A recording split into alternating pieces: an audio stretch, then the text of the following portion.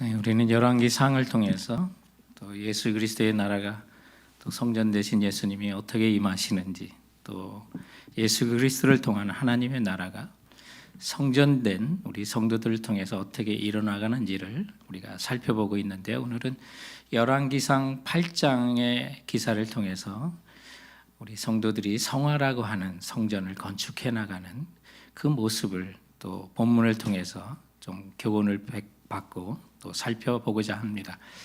오늘 저희들이 읽었던 열왕기상 8장은 솔로몬의 성전을 하나님께 봉헌하는 봉헌 예식에 대한 기록이 등장하고 있습니다. 그런데 이 성전을 봉헌할 때 10절과 11절에 보니까 제사장이 성소에서 나올 때 구름이 여호와의 성전에 가득하며 제사장이 그 구름으로 말미암아 능히 서서 섬기지 못하였으니 이는 여호와의 영광이 여호와의 성전에 가득함이었더라라고 말하는데요. 근데 이 말씀이 출애굽기 40장 34절부터 35절에 있는 바로 그 내용과 너무나도 방불합니다. 구름이 회막에 덮이고 여호와의 영광이 이 성막에 가득하매 모세가 회막에 들어갈 수 없으니 여호와의 영광이 성막에 충만함이었더라.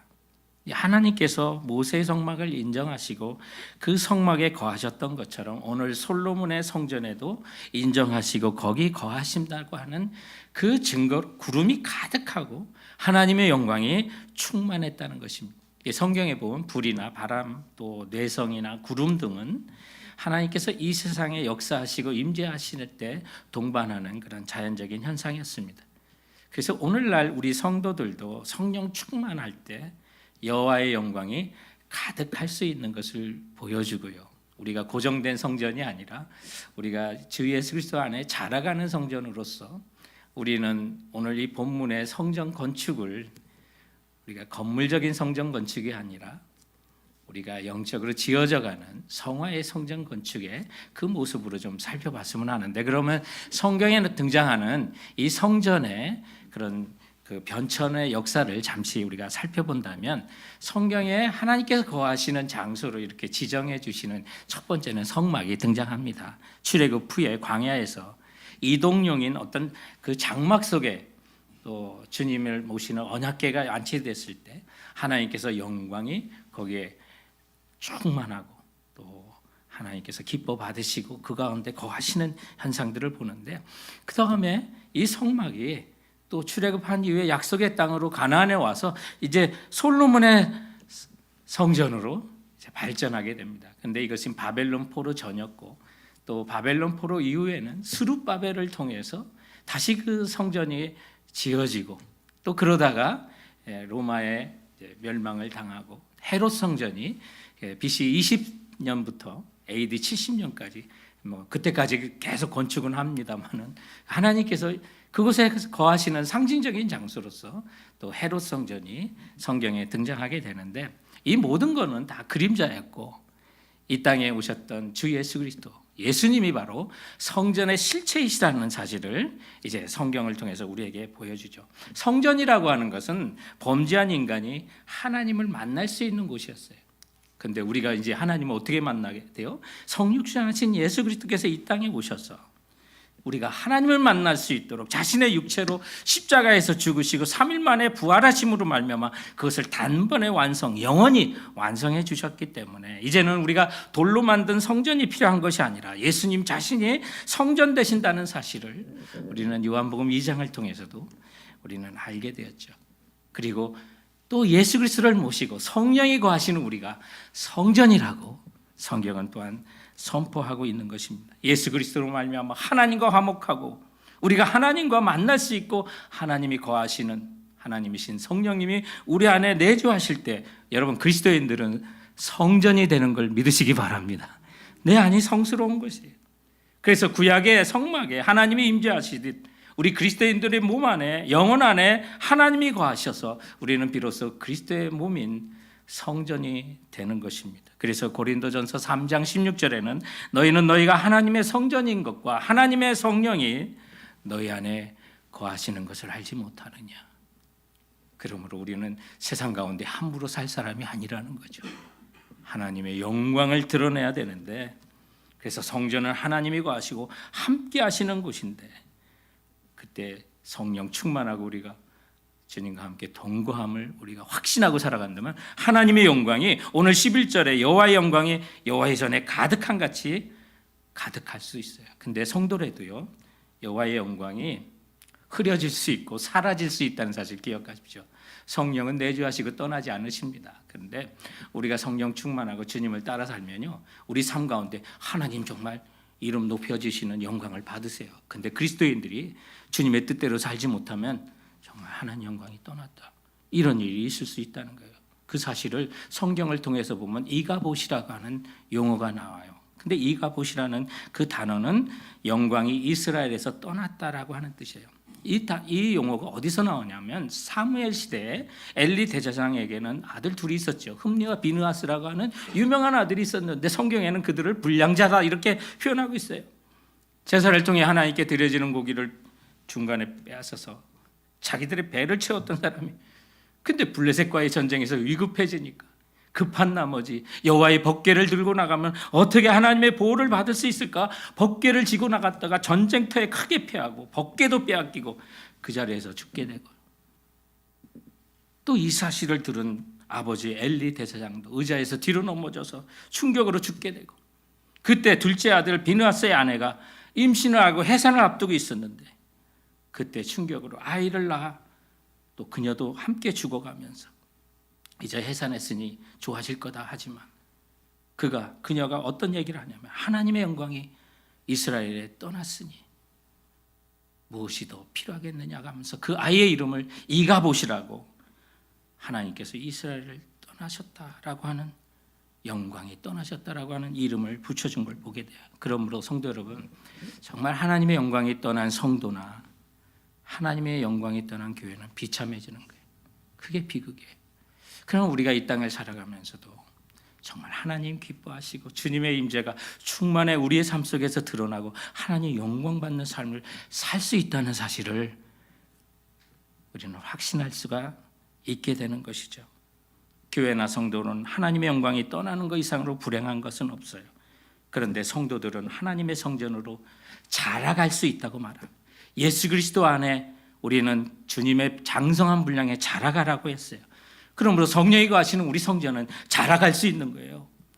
공동체로 자라갈 수 있고 함께 자라갈 수 있는데, 하나님의 영광이 가득한 성화의 성전으로 자라가도록 오늘 본문을 통해서 교훈을 찾아보고자 하는 것입니다. 오늘 본문인 성화의 성전 건축하기 첫 번째 우리에게 주는 교훈이 있다면, 언약궤를 메고 오르고 메어드림의 그 의미가 무엇인지를 한번 살펴봤으면 좋겠어요. 오늘 1절과 3절, 4절, 6절에 성전을 봉헌하는 그 시기에 여호와의 언약궤가 메어서 올라간다, 메어서 올라간다 반복해서 등장하는 것을 보게 돼요. 여러분, 우리 고사성어 중에 활용정점이라는 그런 용어가 있잖아요. 용을 그렸는데 마지막에 용에 눈을 그려놓더니 그 용이 날아가는 것 같았더라 라고 하면서 지어진 그런 고사성어가 활용정점이에요. 성전이 성전되게 하는 거, 정말 활용점점 같은 마지막 중요한 행사가 뭐였냐면 언약궤를 지성소에 안치하는 거였어요. 하나님의 임재의 상징인 그 언약궤가 지성소에 안치되었을 때 사람들이 감히 바라볼 수 없는 그곳, 얼마나 정말 정성으로 졌는지 그 궤가, 언약궤를 지는 채가 좀 길었나 봐요. 그래서 밖으로 좀 나왔는데 밖에서는 보이지 않는 그런 표현들이 오늘 본문 속에 있는데, 굉장히 정성으로 그 언약궤를 매서 지성소에 봉헌하는 그 모습이 오늘 이 본문 속에 등장해요. 근데 1절에 보면 언약궤를 다윗성 곳 시온에서 메어 올리고자 하여, 2절에 제사장들이 궤를 매니라, 4절에 제사장과 레위 사람들이 그것을 메고 올라가며, 6절 제사장들이 여호와의 언약궤를 자기의 처소에 메어 드렸으니, 이렇게 매는 것을 반복하여 강조했을 수 있을까? 사연이 있었죠. 여러분 생각하는 바로 그거예요. 민수기 규례에 의하면 이 법궤는 레위인들이 반드시 메어서 옮기도록 되어 있어요. 손으로 만질 수가 없어요. 손을 대서도 안 돼요. 그런데 다윗이 이제 블레셋인에게 빼앗겼던 그 법궤를 회수할 때 너무 기뻤어요. 야, 이제 하나님의 법궤를 이제 성막에 모실 수 있다는 생각에 그것을 수레시켜 하고요.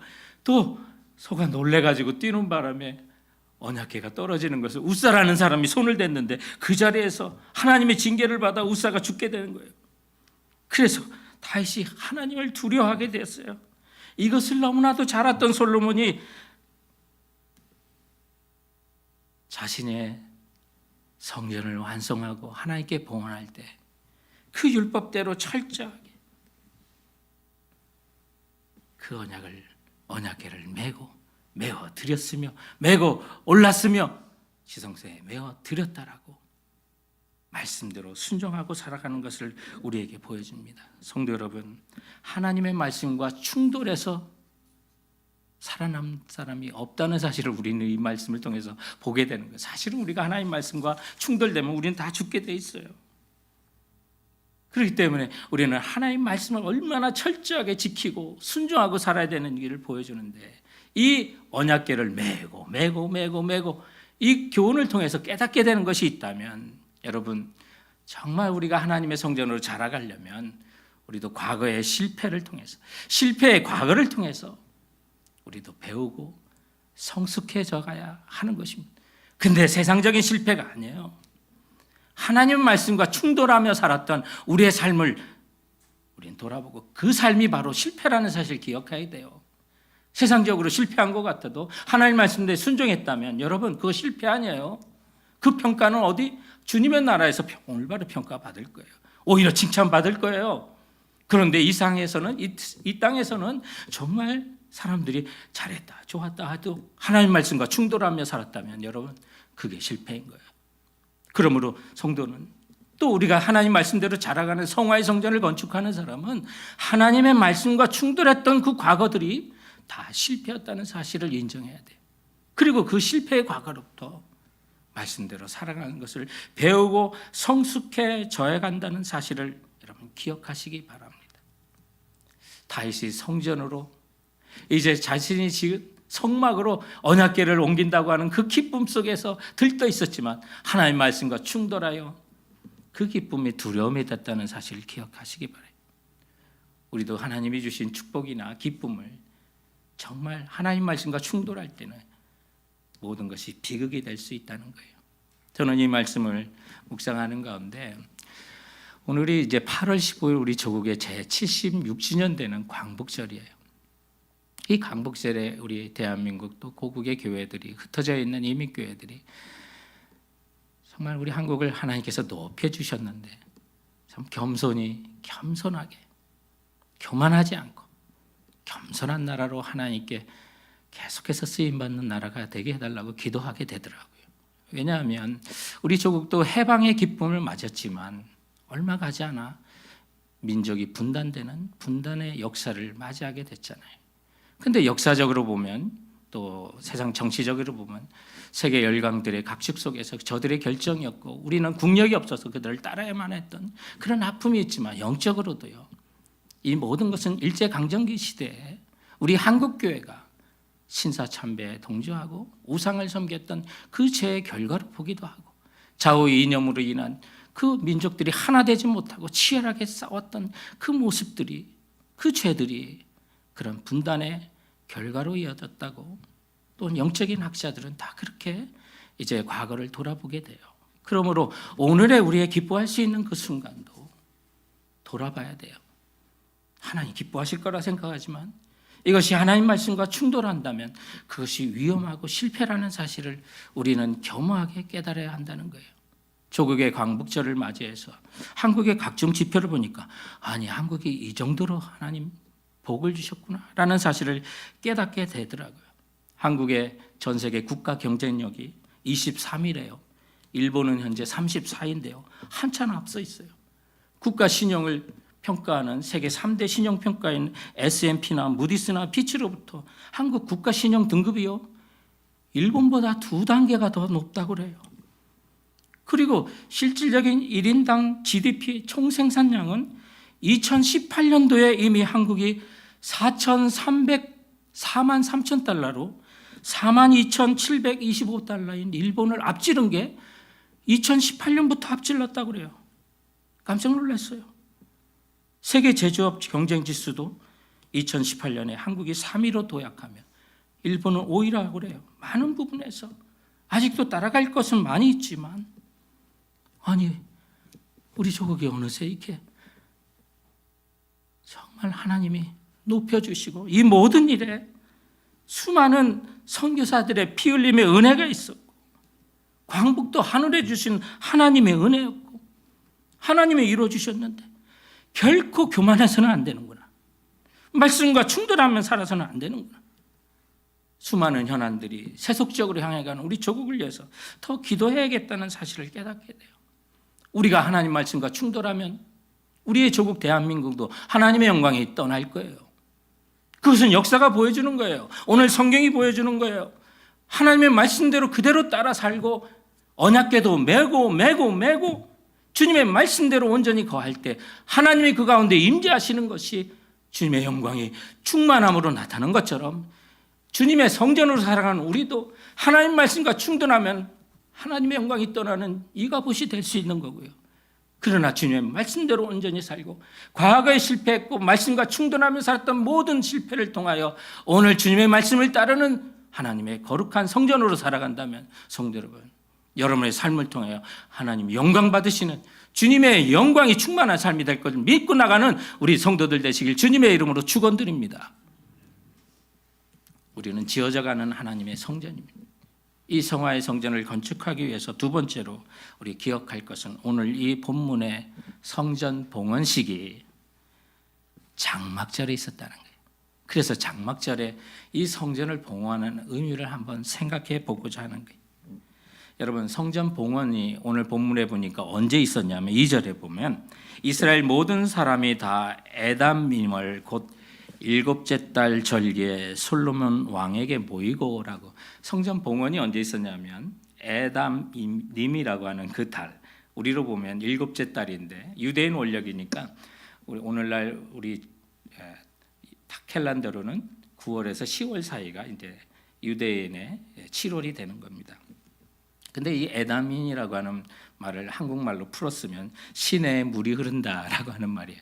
그러니까 우리도 잘 알다시피 여름 내내 건기가 시작돼가 9월달, 10월달 되면 이스라엘에 이제 물이 다시 시작하는, 비가 온다는 그런 뜻을 갖고 있는 달이에요.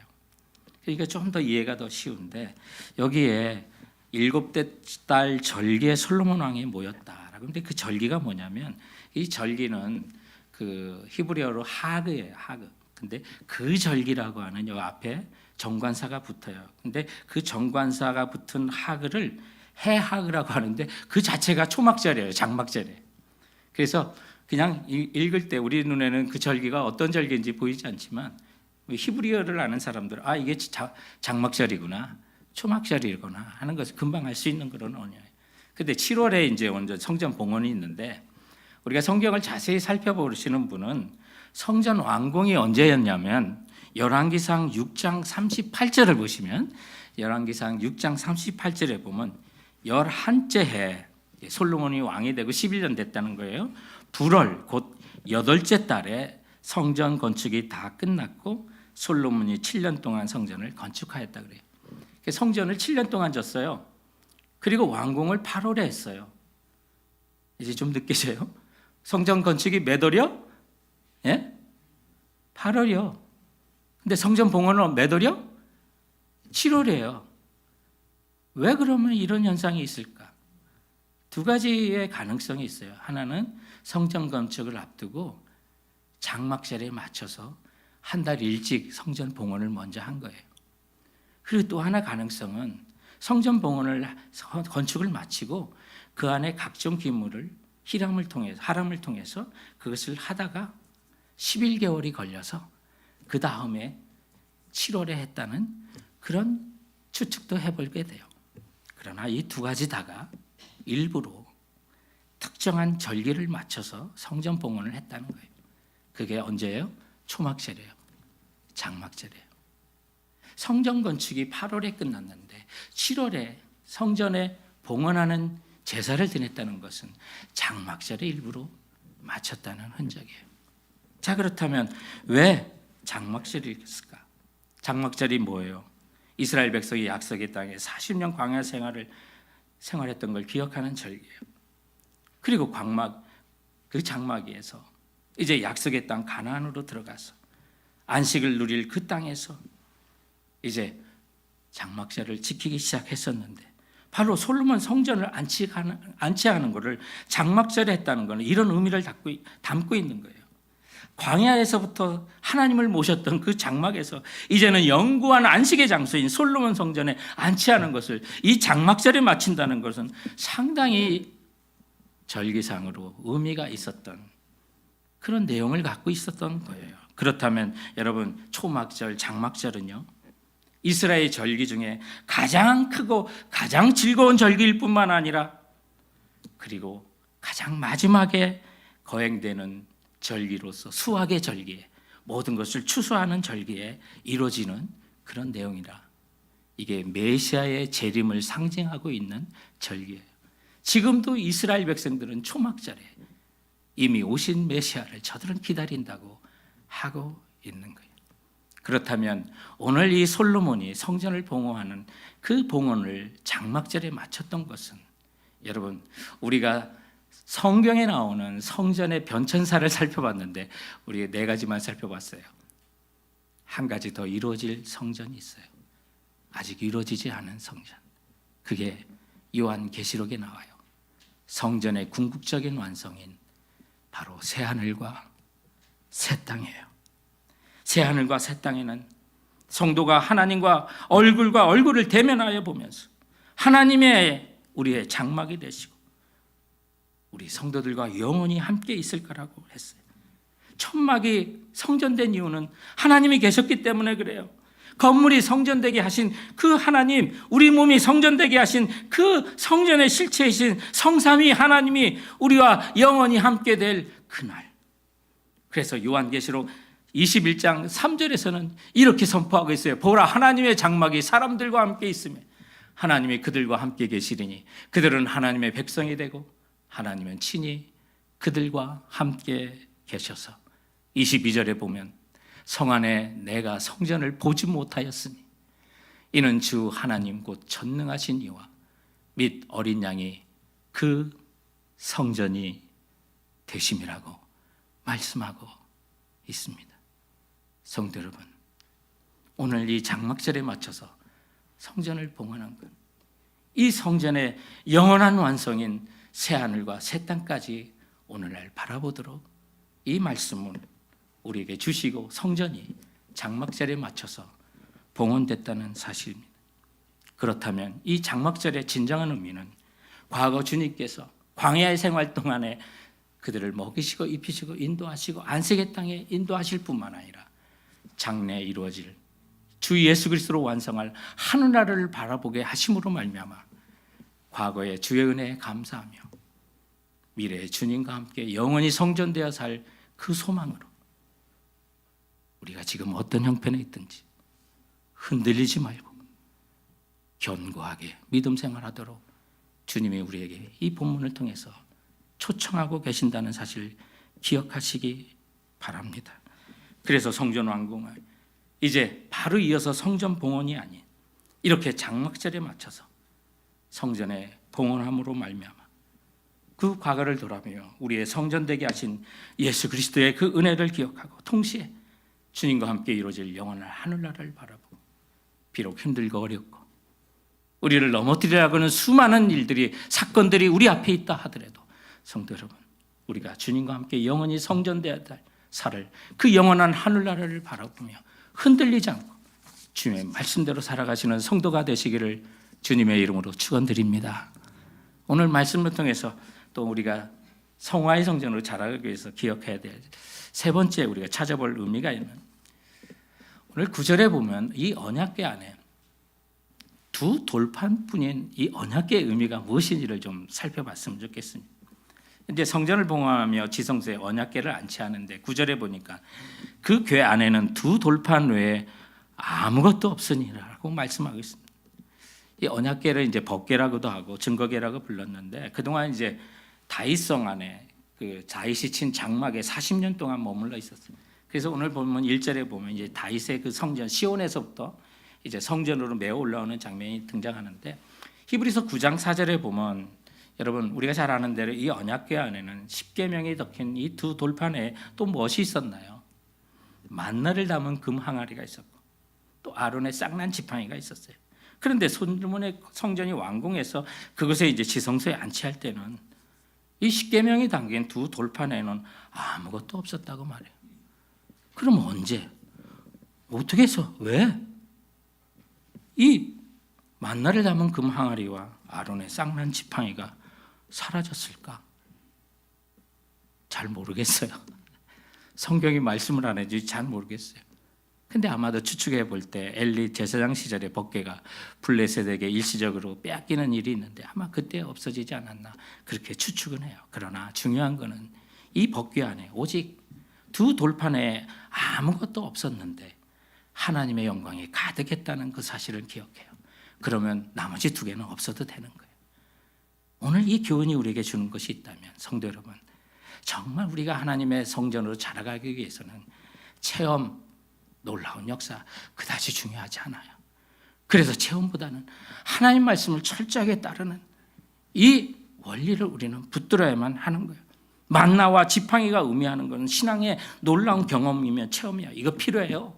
우리가 예수 그리스도에 대해서 주님의 나라를 확신하는 데는 이거 필요하죠. 아론의 쌍난 지팡이가 왜 나타났어요?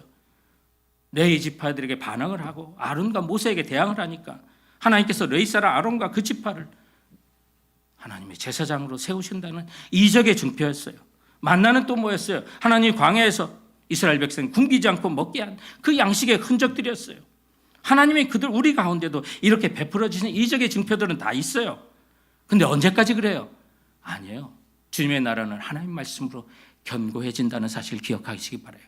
그러므로 우리 체험, 놀라운 역사 우리가 정말 바라기는 하지만 이제는 성숙한 그리스도인들은 이런 체험보다는 하나님 말씀에 온전히 따르고 주님의 말씀 중심으로 살라고 하는 그 증표로 오직 언약궤 법궤 안에는 두 돌판에는 아무것도 없다는 사실 기억하시기 바랍니다. 신앙의 연륜이 깊을수록 범하는 오류가 있는데 말씀 안다고 잘 안 읽는 거예요. 묵상하지도 않고 적용하지도 않는 거예요. 그러면서 신앙생활을 잘한다 그래요. 왜요? 난 기도 많이 하니까, 찬송 많이 하니까. 여러분, 그러나 말씀은 기본이에요. 우리가 이 땅을 살아가며 가장 중요한 것은 변치 않는 말씀이에요. 기적을 체험했던 그 감정도 흔들리기도 해요. 그것을 의지해서는 안 되는 거예요. 오직 우리에게 더 확실한 예언이 있으니 주님의 말씀을 붙들고 살아가는 그 정신, 그것이 오늘 하나님의 임재가 가득한 성전의 영광이 가득한 그 충만한 그 현장에 언약궤에는 오직 두 돌판 외에는 아무것도 없으니라고 하는 이 말씀 속에 오늘을 살아가는 우리에게 주시는 하나님의 그 적용의 말씀이 있다면 성도 여러분, 성전 되시는 내 안에 주밖에는 아무것도 없습니다는 믿음으로 살아가야 한다는 거예요. 우리 안에 정말 순난하고 복잡한 일이 자주 찾아올 수가 있어요. 나를 혼란시키고 나를 흔드는 수많은 일이 있을 수 있어요. 여러분, 그 안에 그 순간에 이런 고백을 하세요. 주님, 성전 되시는 내 안에 주밖에 없습니다. 여러분, 이런 고백을 좀 하세요. 주님밖에 없습니다. 세상에 근심이 크세요?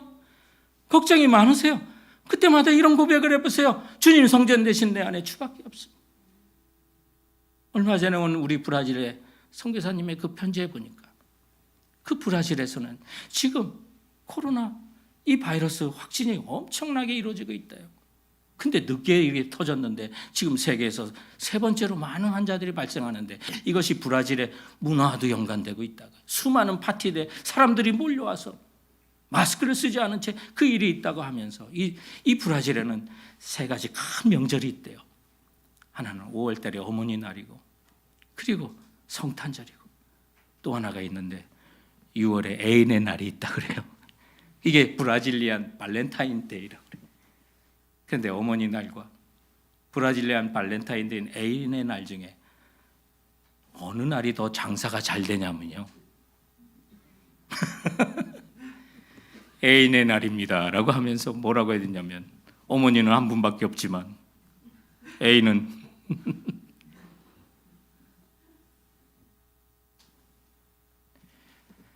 돌아보면 우리가 사랑하는 게 너무 많은 것 같아요. 아끼는 게 너무 많고 하나님의 한 분만으로 만족해야 될 우리 안에 주님이 거하시는 이 성령이 성전되시는 우리의 심령 안에 주님 외에 내가 사랑하는 너무 많은 것을 담아놨기 때문이라는 사실을 문득 깨닫게 하시더라고요. 성도 여러분, 근심이 가득 차세요. 어떤 걱정이 몰려오세요. 나를 괴롭히는 수많은 염려와 근심이 찾아온다. 그때 세상 가운데 그리고 하늘 향해 외치세요. 주님 성전 되시는 내 안에 오직 주님의 말씀인 두 돌판 외에는 아무것도 없습니다. 주 밖에는 아무것도 없습니다. 이 믿음으로 담대하게 선포하시면 언약궤가 안치된 성전에 감히 제사장이 설 수 없을 정도로 하나님의 영광이 가득했던 것처럼 우리 주님이 여러분의 심령에 위로와 평강으로 가득 차게 해주시는 그 역사가 차고 넘치길 주님의 이름으로 축원드립니다. 이런 의미를 담아 우리 찬양하길 원해요. 오늘 당신은